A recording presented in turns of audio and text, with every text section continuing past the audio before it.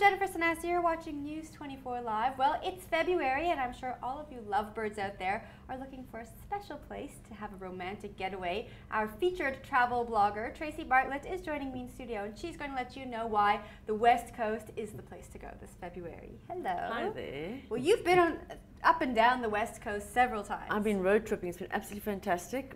Since I joined the West Coast Way team at Fusion Design Marketing, I've got in my little car, pumped up the music, and I've done the West Coast backwards and forwards, up and down. And I absolutely love it. I fall in love with it all over again. Well, it sounds incredible. Now, you've picked 3 romantic destinations for us, and the first one we have a photo of here is Azafontein. Why did you pick this destination? Well, if you look at this picture, it was taken during season, between Christmas and New Year. So during February, the weather's perfect, the wind drops, and there are even less people. This was season? This was season. I can count the people on the beach. I know, and this is actually the longest beach in South Africa. It's the famous 16-mile beach. So you can wander for years with your loved one. There's a restaurant called Beaches just up over there, which you can see. So you can sit and dine, have a romantic dinner, watch the sunset, and go for a sunset stroll, and probably encounter nobody else along the way. That sounds beautiful.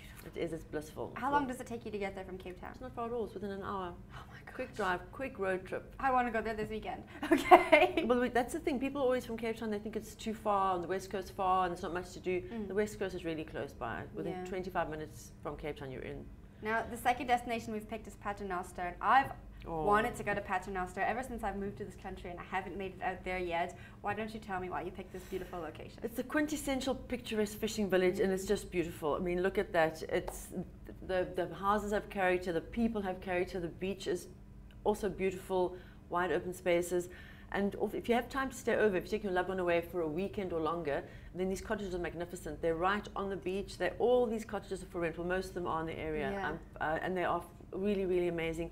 Secluded, you have your own space, you can step onto the beach, and the restaurants there as well are really, really wonderful. There's one called Noisy Oyster, which has got a courtyard with fairy lights and all pinks and oranges. Your loved one would love you for taking them there. It sounds magical. It is rather. I wish my loved one would take me there.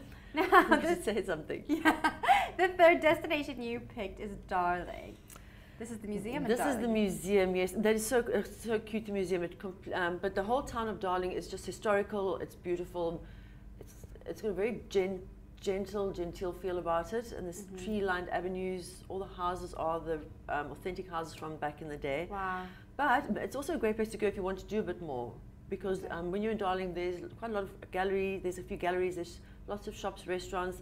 Evita Siparon.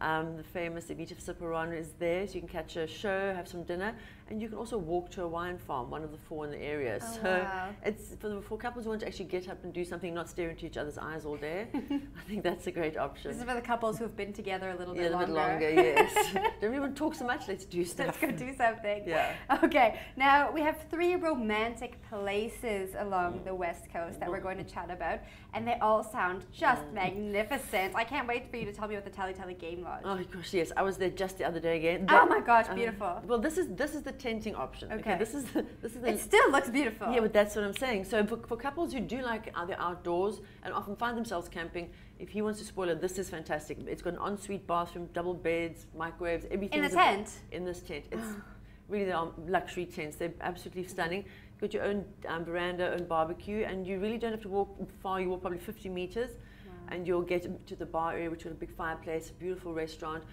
But this is for couples who love the outdoors. I think he'll score big brownie points with this one. Well, I'm not a camper, and even I could get on board with that. The game drives, I mean, there's fabulous. I mean, when I was there the other day, we saw giraffe, zebra, all sorts of buck, wildebeest. Yeah, so it's a romantic getaway for the outdoorsy couple. Ooh, sounds beautiful. Now, our second romantic place is Buffelsfontein Game and Nature Reserve. This is one of the accommodation types. This is not rustic. It's when she demands a little bit more in the way of luxury. A little bit more high maintenance.